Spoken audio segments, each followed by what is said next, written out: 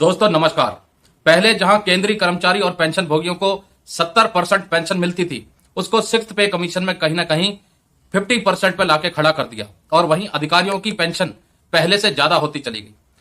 कर्मचारियों की पेंशन पहले के मुकाबले कम कर दी गई और अधिकारियों की पेंशन पहले के मुकाबले ज्यादा कर दी गई। ये डिस्क्रिमिनेशन बहुत बड़ा डिस्क्रिमिनेशन है। और वहीं कर्मचारियों का जो पेमेंट था वो बहुत कम था और उसके बाद पेंशन को भी कम कर देना, यानी कि और भी ज्यादा उनके ऊपर फाइनेंशियल बोझ डाल देना।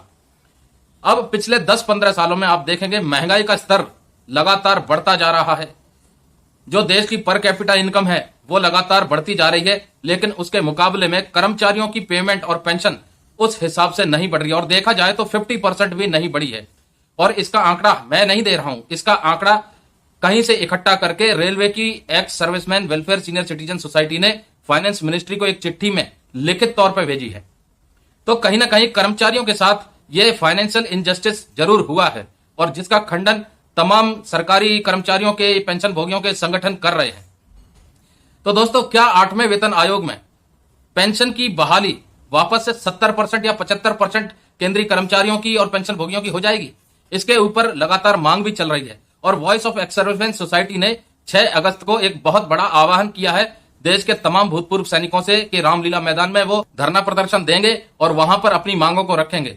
उनकी मांगों में 15-16 मांगे हैं और उसमें विधवा को 67 साल तक पेंशन यानी सर्विस पेंशन फुल होनी चाहिए, 70% पेंशन लागू कर देनी चाहिए, वन रैंक वन पेंशन की जो तमाम विसंगतियां हैं उनके ऊपर ये आह्वान किया गया है और इसके जो सरकार की पॉलिसी है OROP 2 की, उसके खिलाफ ये प्रदर्शन जारी रहेगा क्योंकि इसमें बहुत ज्यादा डिस्क्रिमिनेशन देखने को मिला है जिससे कहीं ना कहीं भूतपूर्व सैनिकों में बहुत ज्यादा नाराजगी है।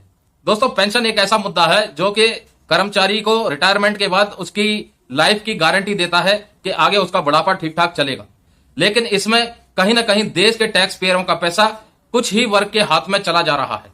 अब चाहे वो पेंशन के माध्यम से जा रहा है, चाहे सैलरी के माध्यम से जा रहा है, चाहे अलाउंसेस के माध्यम से जा रहा है, चाहे जो सरकारी फैसिलिटीज हैं उनके माध्यम से जा रहा है या फिर डिसेबिलिटी पेंशन के माध्यम से जा रहा है।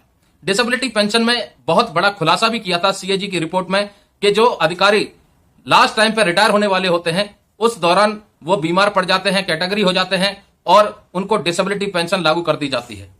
इस खुलासे के बाद रक्षा मंत्रालय ने कमेटी का गठन किया है और कमेटी से रिपोर्ट भी मांगी है कि इसके ऊपर एक संक्षिप्त रिपोर्ट तैयार की जाए कि आखिर मुद्दा क्या है और क्यों ये डिसेबिलिटी पेंशन इतनी ज्यादा बढ़ गई है।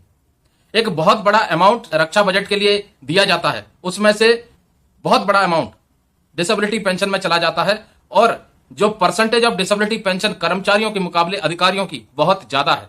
तो तमाम रिपोर्ट्स और जो हकीकत ग्राउंड में हो रही है वो यही बताती है कि कहीं ना कहीं देश के टैक्स पेयरों का पैसा एक बहुत बड़ा हिस्सा बहुत ही कम लोगों के पास जा रहा है और जो बहुत ज्यादा संख्या में लोग हैं उनके पास बहुत ही कम परसेंटेज में वो पैसा मिल रहा है। अब उसमें पेंशन, सैलरी, अलाउंसेस, तमाम सुविधाएं, डिसेबिलिटी पेंशन और जो भी सरकारी स्कीम है उन सबको रख लीजिए। तो दोस्तों, ये डिस्क्रिमिनेशन क्या 8वें वेतन आयोग में पूरी तरह से साफ कर दिया जाएगा या फिर 8वें वेतन आयोग में भी 7वें वेतन आयोग की तरह ही ये डिस्क्रिमिनेशन बना रहेगा?